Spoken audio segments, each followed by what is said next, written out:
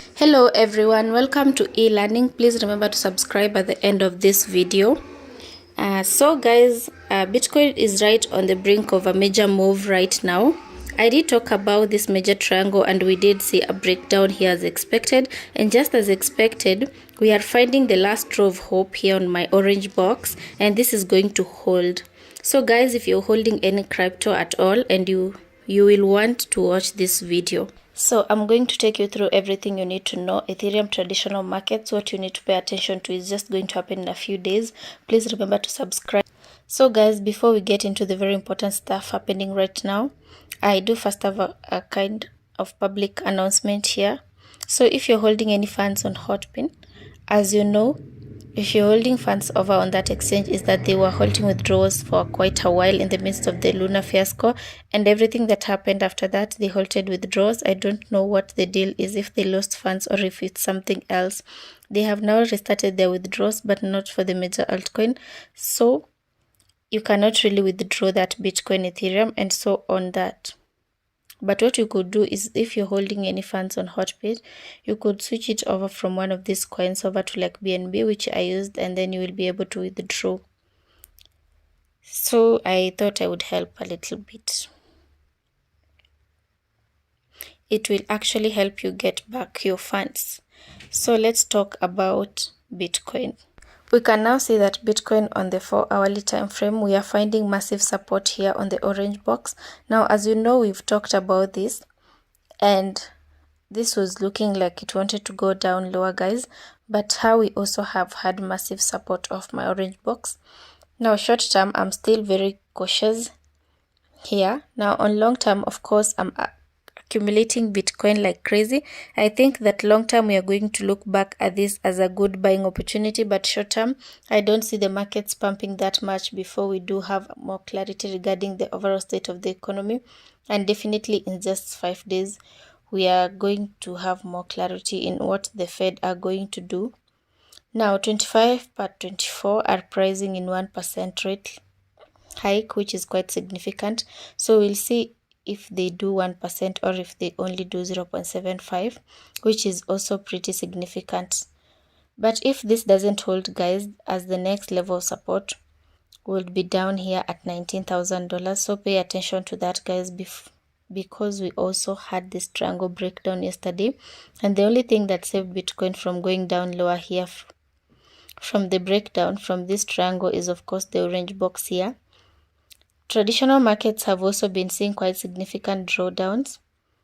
And of course, if traditional markets continue to go down, then Bitcoin is going to go down as well. And Ethereum is also having some drawdowns, because you can see that after trying to break through my orange line is 3 times, we did see a significant dump here for Ethereum. Now, Ethereum is general, as you can see here. The fundings rate is not negative, at least, so you don't have that pressure on the shorts to close them anymore. And you also had a lot of Ethereum being deposited into the exchanges.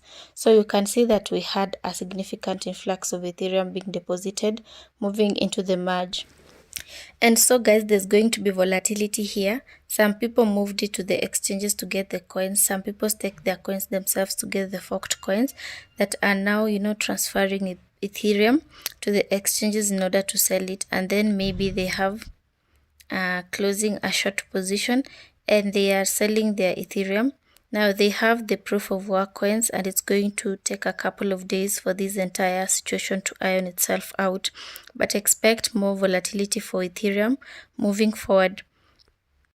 So as per now, we still have inflation in Ethereum. As you know, yesterday this was at minus like 200 Ethereum. Right now, since the merge, we are at plus 200 Ethereum. So what's the deal?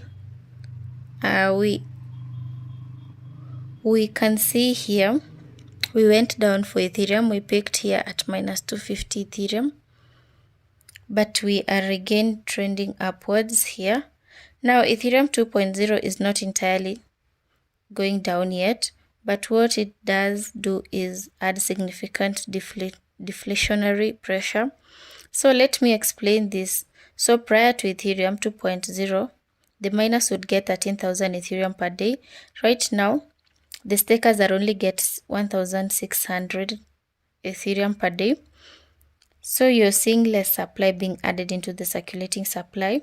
So this is why when we look at something like this, you can see the issuance is 584,000 Ethereum per year. And before we merge this, was much higher. It was at 5,515,000 Ethereum per day. So you can see the big significance here. And also you can see 425,000 Ethereum has already been burnt.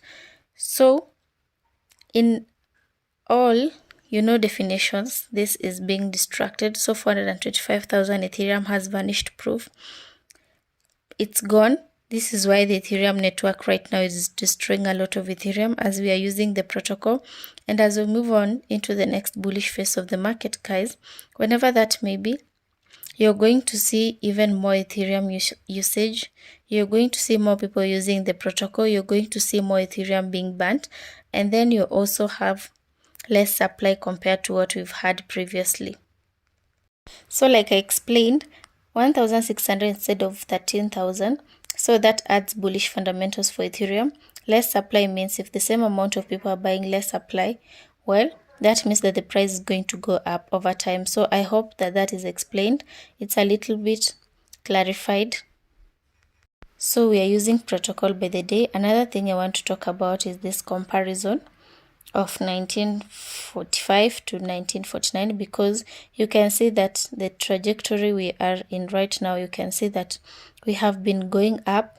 Here we have the covert crash in the current price is the recent time in price is in black, and then we go up.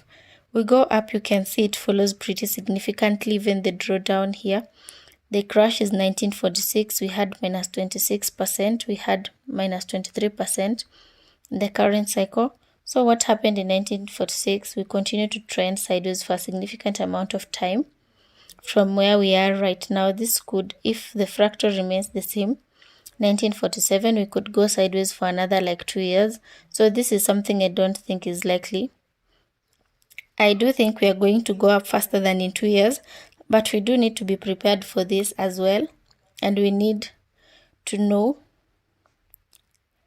have this in mind that it could happen.